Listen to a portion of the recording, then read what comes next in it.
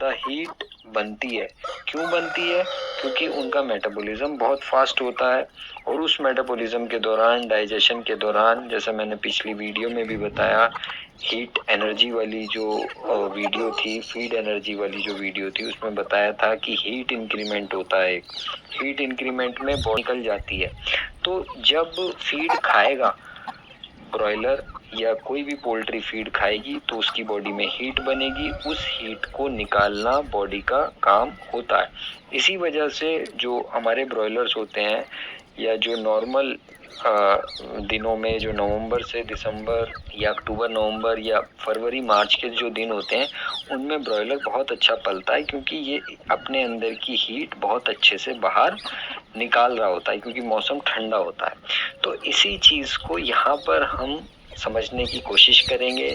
दोस्तों, मेरा एक ऐप है अली वेटनरी विजडम ट्रेनिंग नाम से, जो गूगल प्ले स्टोर पर अवेलेबल है। गूगल प्ले स्टोर पर जाकर आप अली वेटनरी विजडम ट्रेनिंग लिखेंगे तो उस ऐप को डाउनलोड करके आप ब्रॉयलर फार्मिंग के पूरे कोर्स को सब्सक्राइब कर सकते हैं। वो पेड कोर्स है, उसके अंदर बहुत सारे वीडियोस हैं। अगर आप ब्रॉयलर फार्मिंग करते हैं या साइंटिफिक तौर पे जानना चाहते हैं कि सैनिटाइज़र कैसे यूज़ होते हैं, चूज़े आने से पहले फार्म की क्लीनिंग कैसे की जाती है, चिक्स को किस तरीके से रखा जाता है, कितनी लाइट होनी चाहिए, कितना पानी होना चाहिए, पानी साफ़ कैसे होता है, सैनिटाइज़र कैसे काम करते हैं, फीड कब देना चाहिए, यॉक की बीमारी ना हो इसके लिए क्या दवाइयाँ इस्तेमाल करनी चाहिए, कौन सा शेड्यूल फॉलो करना चाहिए, वो सब वीडियोस आपको उस ऐप के ऊपर मिल जाएंगी। फार्म बनाने की डायरेक्शन और बहुत सी चीज़ें उसमें हमने बताई हैं। तो वो ऐप आप डाउनलोड कीजिए।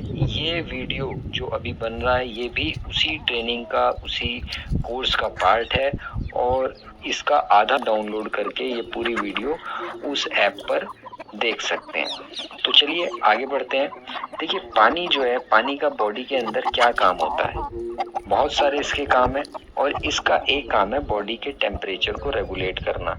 ये बात मैं नहीं कह रहा हूँ, जितनी भी न्यूट्रिशन की किताबें उसमें ये बात लिखी हुई है। अभी मैं आगे आपको इसका रेफरेंस दिखाऊंगा। तो बॉडी का सिर्फ टेम्परेचर नहीं रेगुलेट करता है पानी, पानी जहाँ पर भी रहता है या जहाँ पर भी मिलता है, मतलब पानी की इतनी खूबियां हैं कि हम किसी को भी नहीं बता सकते। बस ये बता सकते हैं कि जब हमें प्यास लगती है तो पानी हमारी प्यास बुझाता है, और इस वजह से पानी को एक तरीके से जिंदगानी से या जिंदगी से जोड़ा जाता है। लेकिन पानी के अंदर एक बहुत ही इंटरेस्टिंग बात पाई जाती है, एक बहुत रोचक चीज इसके साथ जुड़ी हुई है। वो ये है कि ये है जो तत्व है या ये जो पानी है, ये इतनी common day to day life में काम आने वाली चीज है, और ये 3 फॉर्म्स में या 3 स्टेट्स में हमें मिलती है। ये बर्फ के फॉर्म में भी हमें मिलती है, ये तरल मतलब पानी के फॉर्म में भी हमें मिलती है, और ये भाप के फॉर्म में भी हमें देखने को मिलती है। मतलब तीनों स्टेट्स में ये चीज हमें देखने को मिलती है। अच्छा, ऐसा क्यों होता है? अगर हम ये देखें, टेम्परेचर डिफरेंस की वजह से ये 3 स्टेट्स में रहता है, और टेम्परेचर डिफरेंस बहुत ज़्यादा नहीं होता। हार्डली 0 डिग्री पे बर्फ़ जम जाती है। 4 या 5 डिग्री पे अगर वो बर्फ़ आ जाए तो वो तरल पानी में बदल जाती है, और वो तरल पानी अगर 100 डिग्री तक आपने उसके नीचे आग जलाई और वो 100 डिग्री पानी, तो वो भाप बन के उड़ जाता है। लेकिन भाप बनने के लिए 100 डिग्री पर पहुंचना हमेशा जरूरी नहीं होता। जैसे यहाँ पर बहुत तेजी से आपको भाप निकलती हुई दिख रही है इस वीडियो में। इस जो जब ये पानी तरल फॉर्म में भी होता है, मतलब भले ही इसका टेम्परेचर 20 डिग्री हो, 22 डिग्री हो, 25 डिग्री हो, तब भी कुछ ना कुछ वेपर प्रेशर इसके अंदर रहता है। मतलब बहुत हल्की फुल्की भाप इसके अंदर से तब भी निकलती रहती है। तो वो वेपर प्रेशर ऑफ लिक्विड कहलाता है। तो ये बात हमने समझी कि पानी जो है वो 3 फॉर्म्स में मिलता है। यहाँ पर इसे समझते हैं, ये क्या है। ये अगर इस पिक्चर में आप देखें तो आप देख सकते हैं यहाँ पर ये पहाड़ और मैदान, खेत वगैरह है, और ये समुद्र का इलाका है। अब समुद्र के ऊपर सूरज की किरणें पड़ती हैं, जो सरफेस का पानी है इसे गर्म करती हैं। जैसे ये पानी गर्म होता है, ये अपनी स्टेट को चेंज करता है, मतलब अपनी अवस्था को चेंज करता है, और ये तरल से लिक्विड फॉर्म से वेपर की फॉर्म में कन्वर्ट हो जाता है, मतलब तरल से वाष्प में परिवर्तित हो जाता है। और जैसे ही ये वाष्प में परिवर्तित हो जाता है, इसका मतलब ये गैस बन जाता है पानी, एक तरीके से गर्म होके।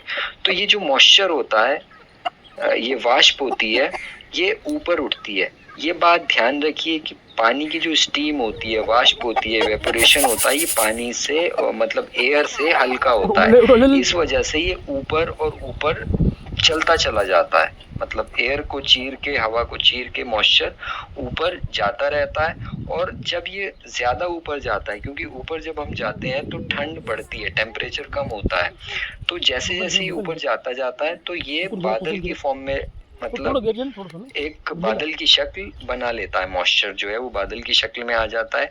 और जब एक पर्टिकुलर स्टेट में पहुंचता है, मतलब ये ठंडा हो जाता है, तो कंडेंस होने लगता है, और कंडेंस होके फिर वही मॉइस्चर पानी बनके फिर बूंदों की शक्ल में, बारिश की शक्ल में फिर नीचे आ जाता है। ये बादल मूव करते रहते हैं, जहां जहां मूव करते हैं वहां वहां बारिश होने लगती है।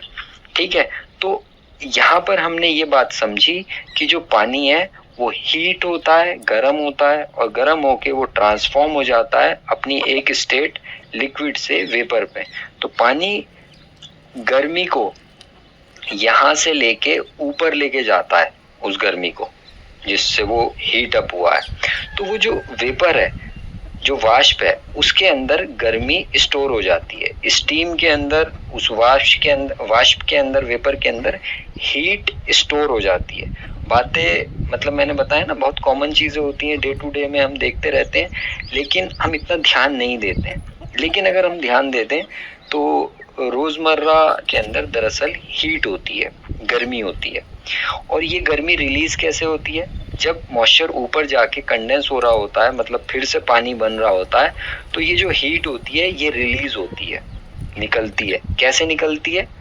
इन दी फॉर्म ऑफ लाइटनिंग। ये जो बादल गरजते हैं, ये लाइटनिंग निकलती है, वो दरअसल ये मॉइस्चर की जो हीट होती है, जो वो कंडेंस हो रहा होता है